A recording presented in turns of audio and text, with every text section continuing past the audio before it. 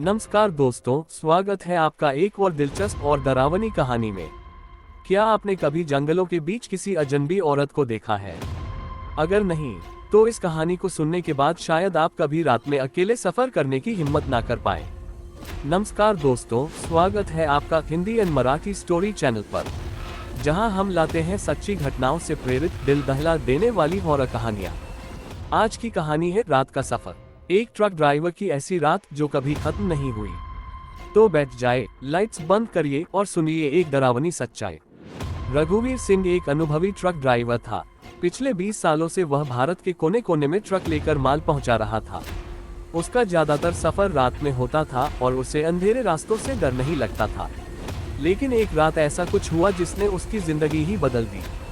जुलाई की एक उमस भरी रात थी। बारिश हल्की हल्की हो रही थी। रघु को एक स्पेशल डिलीवरी करनी थी। राजस्थान के एक दूरदराज गांव भानगढ़ के पास एक निर्माण साइट तक कुछ निर्माण सामग्री पहुंचानी थी। डिपो मैनेजर ने चेतावनी दी थी, रघु भाई, रात के वक्त उस रूट पर मत जाना। बहुत लोग बोलते हैं वहाँ कुछ अजीब होता है। रघु हंस पड़ा, अरे भाई, ट्रक चलाते चलाते भूत भी दोस्त बन गए हैं अब तक। रात के 9 बजे वह ट्रक लेकर निकला। ट्रक में सिर्फ वो था और उसके साथ बैठा उसका पुराना रेडियो। जैसे जैसे रात गहराती गई, सड़कों पर सन्नाटा छा गया। रघु अब भानगढ़ की सीमा में पहुंच चुका था। जीपीएस ने एक शॉर्टकट दिखाया जो एक घने जंगल के बीच से होकर जाता था। बिना ज्यादा सोचे वह उस रास्ते पर मुड़ गया। रास्ता सुनसान था, चारों ओर ऊंचे पेड़ और झाड़ियों का घना जाल। अचानक ट्रक के रेडियो से कुछ अजीब सी आवाजें आने लगी, कुछ फुसफुसाहटें, जैसे कोई किसी और भाषा में बोल रहा हो। रघु ने रेडियो बंद कर दिया। तभी सामने सड़क पर एक औरत खड़ी दिखी, सफेद साड़ी में, बिखरे बाल और चेहरा झुका हुआ। ट्रक अचानक बंद हो गया। रघु ने घबराकर हॉर्न बजाया, लेकिन औरत हिली तक नहीं। उसने ट्रक से नीचे उतरकर आवाज दी, बहन जी हटो रास्ते से, मुझे जल्दी है।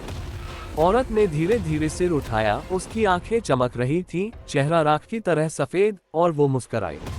रघु डर के मारे ट्रक में वापस बैठा और कई बार कोशिश करने पर ट्रक स्टार्ट हो गया। लेकिन जैसे ही ट्रक आगे बढ़ा, उसे शीशे में वो औरत फिर दिखी, अब ट्रक की पिछली सीट पर बैठी हुई। कौन हो तुम? रघु चिल्लाया। उसने धीरे से कहा, तू वही है ना जिसने 5 साल पहले इसी रास्ते पर मेरी मदद करने से इनकार कर दिया था। रघु की रूह कांप उठी। उसे याद आया, 5 साल पहले एक रात इसी रास्ते पर एक घायल औरत ने उससे मदद मांगी थी, लेकिन समय की जल्दी में वह रुका नहीं था। बाद में खबर आई कि वह औरत मर गई। अब तू रुका क्यों? भूतिया औरत की आवाज गूंजी। रघु ट्रक रोकना चाहता था, लेकिन ब्रेक फेल हो चुके थे। ट्रक खुद ब खुद चल रहा था। स्टीयरिंग अपने आप घूम रहा था। हेडलाइट्स खुद ब खुद जल बुझ रही थी।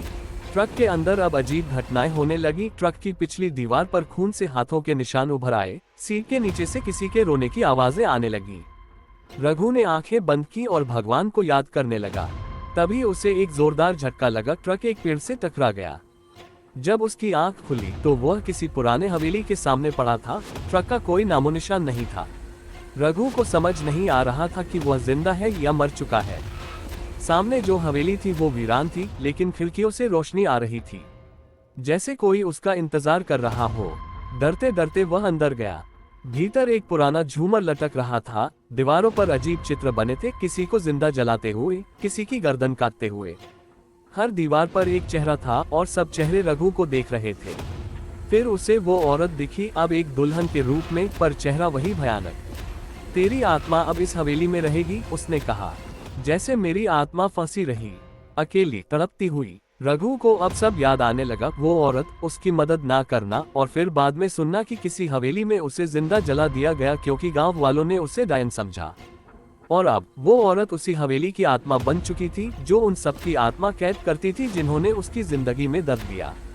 रघु ने गिड़गिड़ाकर माफी मांगी, लेकिन आत्माएं दया नहीं करती। अचानक हवेली की दीवारें बंद हो गईं और हर खिड़की से काले धुएं की शक्ल में आत्माएं निकलकर रघु पर टूट पड़ी। अगली सुबह भानगढ़ के पास ट्रक सड़क किनारे जला हुआ मिला। अंदर कोई नहीं था। गांव वाले कहते हैं उस रात ट्रक की लाइटें जंगल में उड़ती दिखी थीं। कोई कहता है रघु का भूत अब भी उस जंगल में भटक रहा है। कभी कभी कोई ट्रक ड्राइवर अगर रात में उस रास्ते से गुजरता है तो उसे एक सवारी मिलती है, सफेद साड़ी में, जो कहती है, बस थोड़ा आगे छोड़ दोगे ग्रेटर देन। अगर आपको ये कहानी पसंद आए हो तो वीडियो को लाइक करें। ऐसी और डरावनी कहानियों के लिए चैनल को सब्सक्राइब करें और कमेंट में बताएं क्या आपने कभी ऐसा कुछ अनुभव किया है। अगली रात फिर मिलते हैं एक नई डरावनी दास्तान के साथ। तब तक अकेले मत निकलना।